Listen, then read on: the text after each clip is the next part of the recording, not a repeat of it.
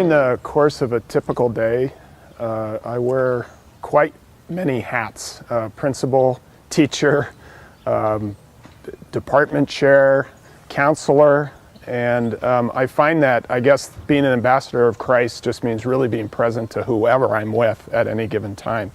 And for me, probably the most special times are when somebody comes in with a problem. They need to talk to me, whether it's a faculty or a student, especially a student. And I know that they're looking at me just more than who I am, but what I represent.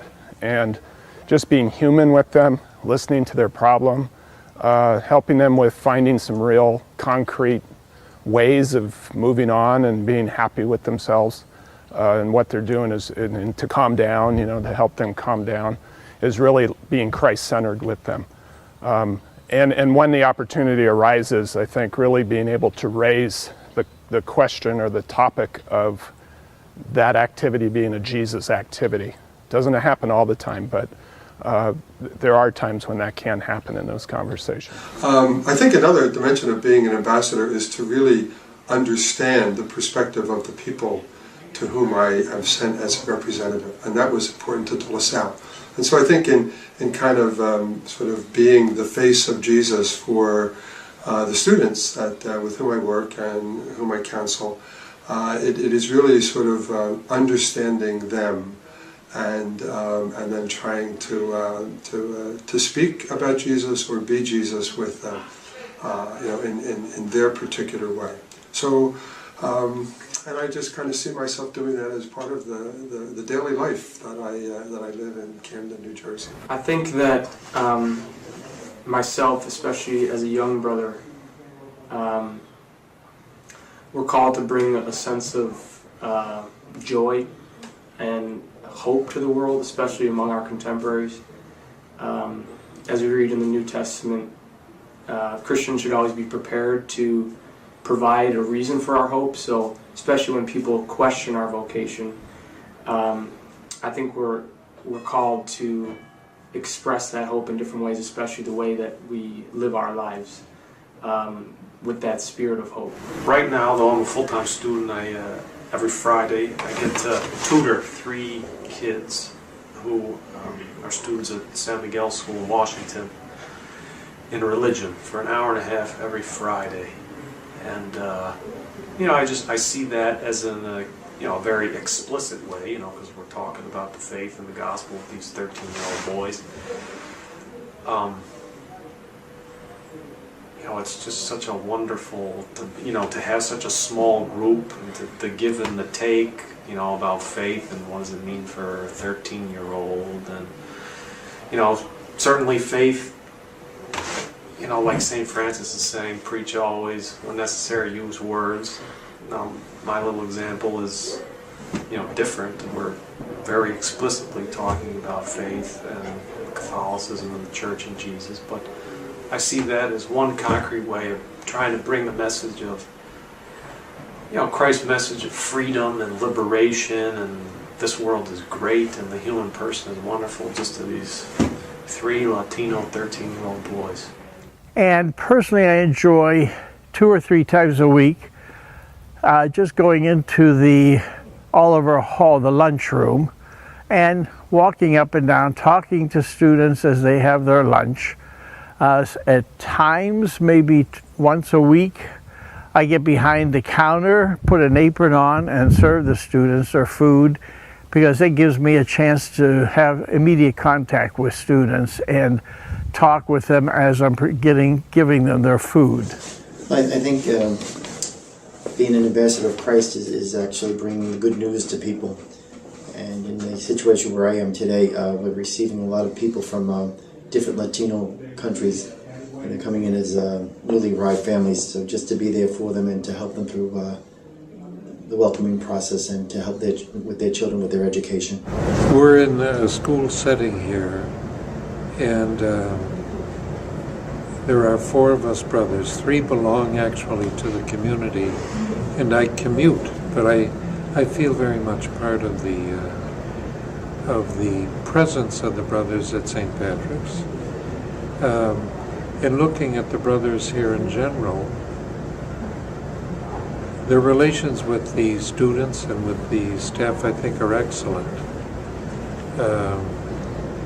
You see it, and I think what comes across would be the compassion or the kindness of the brothers that I see here in their dealings with the students. And I think in any relationship, particularly representing Jesus Christ, he listened, he comforted, he challenged, he worked miracles, he prayed, he ate, and he experienced faith. As a brother and a consecrated religious, I see myself doing all of the above, especially in my ministry and where I am today. In my job, I see the kids who make lots of bad choices. They get in trouble. I need to call parents and talk with them. And they're good kids, but they make bad choices. And I talk to them. I try to reason with them. I try to find out why they did what they did, and some of them don't have answers. But I deal with the kids that nobody else wants to deal with. And I'm getting more comfortable in that role because I think that I believe that they need somebody, and maybe I'm the person. Being an ambassador is almost like being a host.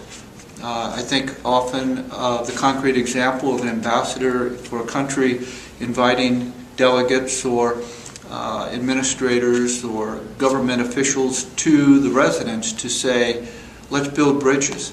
I think we can do the same thing. I think our communities can be, as Brother Alvaro says, an island of hope, a place where we can gather and we can set aside the differences and we can look for solutions and we can share our common conviction that Christ is in our world and that we are of the world, and that we can bring this peace and this symbol of this living symbol of Christ's peace.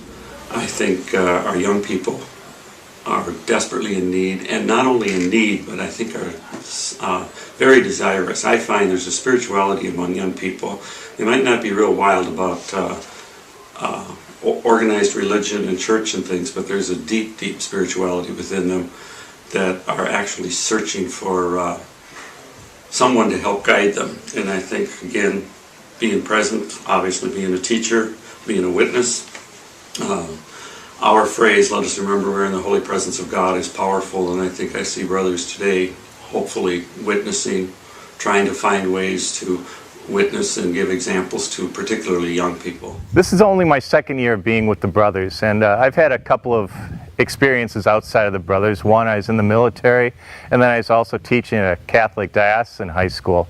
And I've noticed one of the things that is different with the brothers is that we tend to be more collaborative, we tend to look at the future, we tend to be deliberative in our actions. So where the brothers are going, honestly, I have no idea. But I do know, and I feel strongly that when we move as a group, when we come together and talk about these things, the end result is always better than if we did this individually.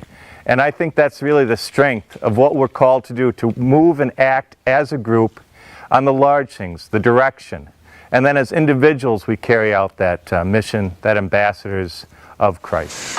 I think one of the things that we have is probably the non-clerical sense, where we come in as equals and not above others.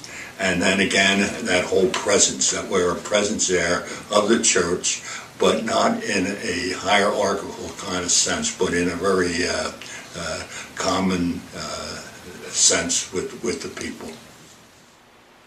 They're texting, they're doing all kinds of electronic communications, but it's not one-on-one. They're missing the opportunity to have that interpersonal relationship because everything is through blogging, texting, and so once again, our tradition tells us that you're not going to get to the head unless you go through the heart. And you're not going to get to the heart unless you're able to establish that personal relationship with the student. So I think our greatest challenge today to offset that interpersonal dynamic going through electronic media is to concentrate on an assiduous presence with our students and get them to understand that it is only through interpersonal relationships that we can genuinely begin to know each other and we can genuinely honor and respect the person that we're trying to communicate with. I think that as brothers, again, I go back to the word presence, being present totally to those whom we minister to, whether they be students in elementary school or high school or college or young adults, whomever we serve. Being models and witnesses of Christ's care, Christ's compassion, the ability to touch the hearts of those whom we encounter, as De La Salle would say. That is what I believe being ambassadors today is all about, that whole area of presence. Again, I think of the teaching minds and touching hearts. We're always trying to instill the gospel values in our students and all those that we meet. And so when we think about our lives are the stories of the Gospels. So as brothers, we are being ambassadors of Christ to make our students and to those who we work with realize that Christ and the Gospel stories are within all of us. I think as we enter the Advent season, we definitely, in our reflections and our preparation for the coming of Christ, for the revealing of God in His Son, Jesus Christ, I think to us as brothers, to be an ambassador is how do we reveal ourselves to others, to those we encounter, whether it's those we work with, whether it's our students or our own brothers. I think it's about being present to each other as well, being present to our colleagues, being present to our students. And during this Advent season, I think that's something that we can definitely dwell on, reflect on, is this call to be an ambassador of Christ. Brothers are choosing to do things that most people would not. And that keeps me in the brothers. We're going to places, whether it be the inner city or even working with young people in our traditional anchor schools. I think we're choosing to do a work that most people think, well, there's not much status or money. And again, that's what draws me to the brothers. So in today's world, while there may be fewer of us, our impact can be all the greater because we're an invitation to our colleagues, we're an invitation to our students to become the people who bring the presence of Jesus, the presence of God's love in all aspects of the world. We are now more involved in apostolic outreach than ever before. And I think God is giving us a great opportunity to continue that. If we continue as brothers to authentically be part of the whole LaSallian tapestry, I think we would be true ambassadors of Jesus, and we will continue to invite others as people of faith to take on their role as ambassadors of Jesus as well. What does it mean that we represent God? Not so much that it's a holy idea, but we're a kind of doorway, we're a kind of window. And in an interesting way, to me, it's enabling young people to see that they are precious to God, that they are loved by God. And as an ambassador, what we do is show them that message. And of course, the founder is very clever in this idea because he also says we bring their message back to God. So this being an ambassador for all of us is a kind of two-way street, and the students are always the beneficiaries.